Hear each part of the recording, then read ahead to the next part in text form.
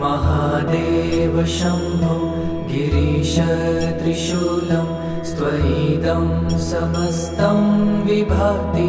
तस्मात् शिवदान्यथा दैवतं नाभिजाने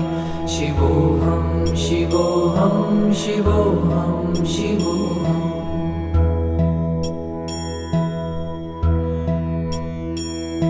यतो जयतेदं प्रपञ्चं विचित्रं स्थितिं याति यस्मिन्नेकान्तमन्ते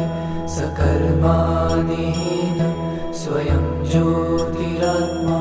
शिवोऽहं शिवोऽहं शिवोऽहं शिवोऽहम्